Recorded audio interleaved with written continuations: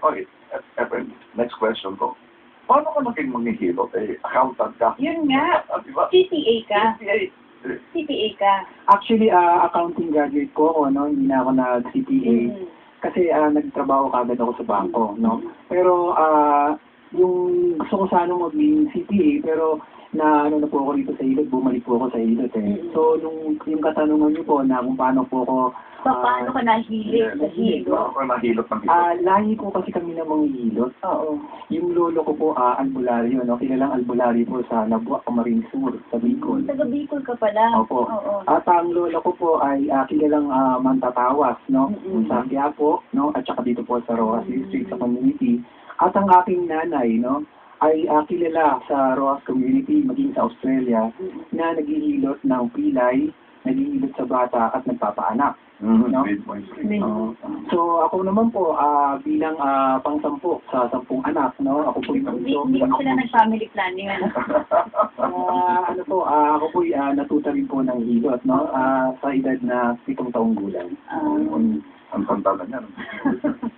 Kaya nga po, ang una ko pong nahilot yung tapilok, no? Yung mga tapilok. Yung Natatapilok kasi nahasa po ako doon nung yung nanay ko nasa Australia siya bilang para maghilot. At ako po, yung trabahador ng tiyahin ko, no, na natapilok, hinilot ko po eh. Kasi yung tiyahin ko, dahil kung mawala yung nanay ko... Ilan taon ka na, friend? 7. 7 ka nun, ha? Oo. Hinilit ako ng tiyahin ko na, sige, baka naturuan ka ng nanay mo maghilot. Kaya, nung inayos ko po, no, napalagatok natin, na isaayos natin, yun, doon po nagsimula yung self-confidence ko na talagang kaya ko pala maghilot, no? Pero, Efren, yung mga stroke mo, napapanood mo siguro sa nanay mo? Opo, bukod sa napapanood, meron po tayong tinatawag na intuition, no? At isa yan sa kaibahan ng mga manghihilot sa mga massage therapists o sa mga ibang modalities ng ano. Yung intuition po kasi, kapag hinawakan niyo po ang isang parte, kusa pong gumagalaw yung kamay niyo. Inasaayos.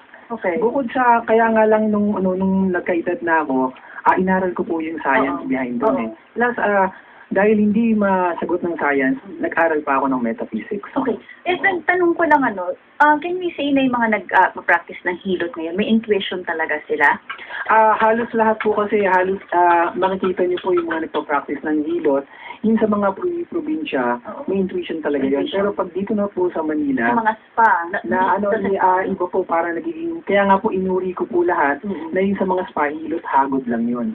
Ang ibig sabihin ng hilot hagod, yung ha at saka god, haplos na nakapapawi ng pagod. It's more like a relational massage. Okay. Iba yun, ano? So, Iba yun. Pinapaliwanag sa akin kanina, no? Ni Efren, malalim ang tungkol dito sa hilot, no? Yung meron nga yung intuition, merong etheric part. Kaya doon ako nagulat. Sinasabi niya sa akin, hindi lang physical ang kanilang ginagalaw dito, ginagamot. Pati yung etheric body. Ako ang familiar with etheric body. Kaya naging interesado ko sa sabi niya. Sige, Efren, Explain mo yan, ano? Kita niyo po, mayroong mga sakit o karamdaman ng tao na pabalik-balik, no? Na kapag pinunta niyo po sa isang ordinary manghilot o physical, mawawala after 1 week babalik. Ibig sabihin kaya chronic po yung sakit, pabalik-balik, nandun po sa etheric body ang problema. So, dapat makakuha ng isang manghihilot katulad ni Ina Pakukad yung pinuntahan ni Jeff Cohen. Bukod sa car accident yung kapatid ni Jeff Cohen, itinit niya rin yung etheric body sapagkat minsan yung mga manggagamot hinihiwalay yung tatlo. No, yung physical, yung etheric at saka yung spiritual. Magkakasama lagi yan eh. So dapat sa isang manggagamot kailangan aralin yung tatlong bagay na yun, o aspeto na yun. Ikaw ba Efren, nag-train ka ng mga therapist o yung mga maghihilot, yung mga hindi masyado familiar sa ganyang prinsipyo? Ako, nag-train ako, yung mga nakapag-train na sa TESDA at sa DOH, no, sa DOH kasi mga massage therapist yan, no? Sa TESDA naman, meron po tayong tinatawag na hilot wellness, no?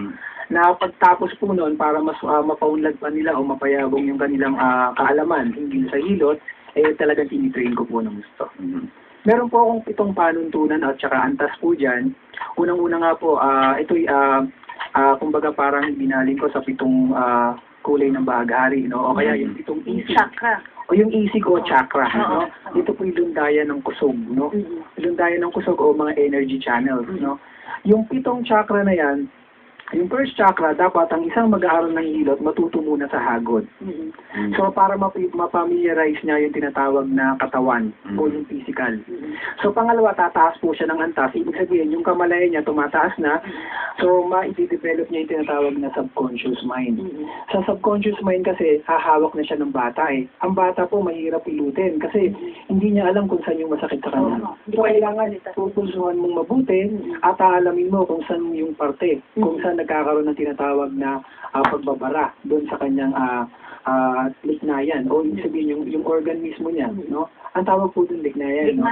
Meron po, ito po mga Natutunan dito. yung mga terminolohiya po to at hindi po natin to coined, no? Ito yung mababasa niyo po sa maugnayang talasalitaang pang-agham nung ito po yung sinulat ng 1969 to 1972 ng mga lupo ng agham sa Manila. Kaya katulad po nun, katulad yung sa pangalawa, ito po yung hilot sa bata. Dapat ang isang mag-aaral ng hilot, matututong maghilot sa bata. Pag natuto na siya na, yung pangatlo po, yun po yung hilot partera o nagpapaanak. At hindi lang po pagpapaanak, kundi meron po siyang prenatal at saka postnatal. Alam niya. Oo. Kaya dapat yung mga, di ba yung mga komadrona natin dati, talagang pupulsuhan ka. Ito mo, para kang inutrasound ako. Yung anak mo, babae. Anak mo, lalaki. Wala pang ultrasound, no? Wala pang ultrasound. Yes. Ngayon, pag tumaas na po siya ng kamalayan, o yung consciousness niya, marunong na po siya maghilot sa pilay. Kasi ang pilay po, napakahirap po yan. Katulad po ng halimbawa po, yung mga tapilok, yung mga komang. Ang hirap po kung hindi ka marunong, kakabahan ka kasi yung hawakan mo, iiyak eh. At saka so kailangan pakikiramdaman mo yung takbo, no? Ng mga pulso at saka yung mismong joints mismo, no? Yung kasukasuhan. Ngayon, pag natuto na siya doon, tataas yung kamalayan niya, yung panglima po na pag-aaralan ay yung pagtatawa. Kasama sa tinuturo mo yung Sa panglima po yan, no? Na ibig sabihin, nasa ikalimang isig siya o chakra. Kasi tumataas eh. Diagnosis na yun. So, ang kagandahan po sa mga magtatawas, bukod sa dinadiagnose sila, sinasarahan. Kaya kita nyo po, after ng tawasin, gumagaling din kagad yung ang ito ang kaibahan, yung sa mga kanluraning pamamaraan ng paggagamot o Western medicine. Ito po'y katumbas ng MRI, CT scan, to the echo, yan. Ngayon, sino mo, pagkatapos nun, hindi naman gumagaling yung di ba? Kasi diagnose lang yun. Pero pag itong pagtatawas, sinasarahan ka. Pagkatapos ng saranggan sa pamamagitan ng mga bulong, no? Sasarahan ka niya. So, maganda po yan, no? Pero kailangan may sapat na kamalayan. Mataas yung level of consciousness niya. Yung pang-anim, meron po tayong bulong. O eksperto siya sa paggamit ng mga usal o bulong. Ibig sabihin kasi ng bulong, galing sa salitang bula o vibration. Akala ko orasyon yun eh. Isang klase ng orasyon, kaya nga pag umuusal po kayo, di ba meron pong liboy o wave. Ang Tagalog po ng wave is liboy eh. O yung tinatawag na frequency o dalas kinig. Wow. So, kumbaga parang pinaiigting natin yung dalas kinig o frequency at saka yung liboy o yung tinatawag na vibration para patakbuhin po yung tinatawag nating lakas o kusog. O yun po yung energy. Very scientific. Oo nga eh. Ito yung tinuturo mo sa mga, let's say, walang intuition o nothing, pero may hilig sa ganyan. Ay, siyempre, dahan-dahan yan. Oo, dahan-dahan ang turo. Gano'ng katagal yung pagtuturo mo? Nako, ito po, para maibalik natin yung dangal ng mga katutubong manggagamot dito sa Pilipinas. Kung paano mag-aral ang kunluraning pamamaraan, ganun din po tayo. Alam niyo po, yung paghahagod, 6 months to 1 year po yan. Yung sa bata, halos mga 1 taon kalahati ang pag-aaral po niyan. Kasi subconscious po ang aralin natin dyan eh, no? Hanggang sa pataas ng pataas, hanggang sa makarating tayo yung bulungan ang sinasabi ko, at ang pampito po yung tinatawag nating albularyo. Iyon po yung pangpito, albularyo ka na. Ibig sabihin, parang guro ka na nun. Kasi ganito po yan eh, yung albularyo, katulad po ng kayumanggi, no? Pag binaybay natin, may kahulugan. Kapag ang mga katutubo, meron po tayong baybayin po eh, no? Ayan ang kinalimutan natin. Na dapat yung ugat na yon, ang natutunan natin, American alphabet, di ba? Sinuro sa atin. Kaya lito ang tao, nahilo tayo. So, Yung halimbawa po, yung Malacanang. Mm. Ang ibig sabihin po ng Malacanang, hindi po Kastila yan, Tagalog talaga yan. Ang ibig sabihin po niyan, pag binaybay po natin, may lakan diyan. Oh. Ang ibig sabihin po ng Yan lakan, dati yan. pinuno o leader. O kaya may lakan talaga dun sa, Oo. sa Malacanang. Mm. Pagka binaybay po natin yung Kayumanggi, ang ibig sabihin po ng Kayumanggi, kayo mga tangi o the chosen people, the chosen one. Wow. Kaya nga pagka pinaybay po natin yung albularyo, ang ibig sabihin po ng albularyo, al, sa Tagalog, yung EL, sa Kastila po yun, ang ibig sabihin ng EL, Diyos. Kaya nga El Shaddai, God the Father, El Niño, God the Son. Kapag sinabing al, puno, no? Punong guro, yung bula o vibration. Yung paraan ng pagsasagawa ng bula. Wow. Kaya albularyo. Kaya nga po hindi po yan yung nangahampas ng buntot ng pagi. Yan. O sisingitan ka ng bala sa mga Yan. nako, alam niyo po, Hindi ako naniniwala dyan kahit na hindi ko po kayo singitan ng mga bala diyan sa mga Or palito. daliri o palito. Oo. Kapag pinisil ko po yung dulo ng daliri nyo, Mm. masakit po talaga kasi nerve ending po yan o mga dulong ugat na nakakonekta po sa mga internal organs ng ating katawan. Mm. Okay. Parang reflexology, ano? Reflexology or acupressure. Meron kasi natin kanina na parang patunay, ano? May nagsabi sa akin, doktor, no? Mas mahirap daw gamutin yung natapilok, no? Yung, kesa sa broken bone, yung Oo. broken bone. Nagtaka ako sa sinasabi ng doktor na yun. Feeling mo, ano lang yun. Pinaliwanag niya kanina eh. Dahil nakita ko yung logika, yung kanyang sinasabi, kung bakit mas madali daw kung talagang nabali nung buto. Can you explain that? Parang nabanggit mo yun eh. Alam mo, feeling mo naipit lang yung ugat. That's what you think, Oo, usually, di ba? pero mas mahirap daw gamutin yun. Oo. Masakayan ka ron, di ba? Parang mas mahirap. Opo. Sinabi mo kayo na mahirap gamutin yung natapilok. Sabi naman ang kesa sa mabuti kung nabali na nung gusto yun. Kaya bakit? Takot naman, di ba? No? Pero bakit? Efren? Kasi po, no, sa mga pag broken bone or fracture, saglit lang po yan eh. Siyempre, ang gagawin nila dyan is operation na, no? Dahil, Saka katulad po, kita mo, sa Western medicine, yung mga natapilok, ikatas din, pero pagkatapos nun, baliko pa rin yun ito. No? Hindi na sa ayos. Kasi wala silang kalinangan o yung kapamayan sa pagsasauli po nito. Kasi kakapain niyo po rito yung mga litid din. Yun. Oo. Yung litid, may nakaikot po dyan na tinatawag na dagandam. Ang dagandam, ang English po nun, nerves. Kaya ka po nagkakamali ang mga, natin, yung katawagan kasi sa Tagalog, friend, naipitan ako ng ugat. Pag tinignan mo naman, hindi naman nangingitim.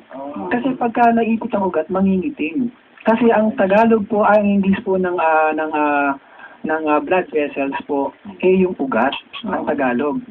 Ang Tagalog po ng nerves ay dagandam. Pagka binaybay po natin yung dagandam, pag dinaganan natin yung isang portion, yung iba rin dulong ugat, mapupukaw po yung damdamin. Kaya dagandam.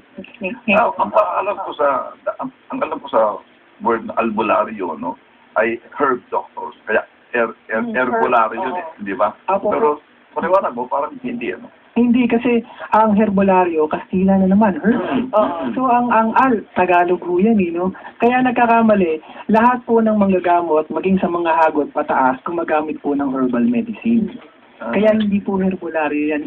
Yan po ay kumbaga parang pinagtalunan na po namin sa grupo na ako po pinaliwanag ko po talaga yan. Nagkaroon po kami ng First National Hilot Practitioners Conference na ginanap po sa Eastern Manila Hotel. Kailan ginanap? November 20 to 21. Kailan yun? No? Ngayon, November 20 to 21. Now, ito po ay dinaluhan ng yung mga doktor, no? At saka yung mga iba't ibang grupo ng mga manghihilot katulad ng ATAG ni Boy Pajardo, at ang Hilot Pinoy ni Noni Del Mundo, at iba't ibang mga espiritista sa Pilipinas, at ito nga po yung sinuportahan ng Philippine Medical Association. Okay, sandali lang, pero patuloy natin diskusyon, magko-commercial break lang tayo. Okay, ito lamang.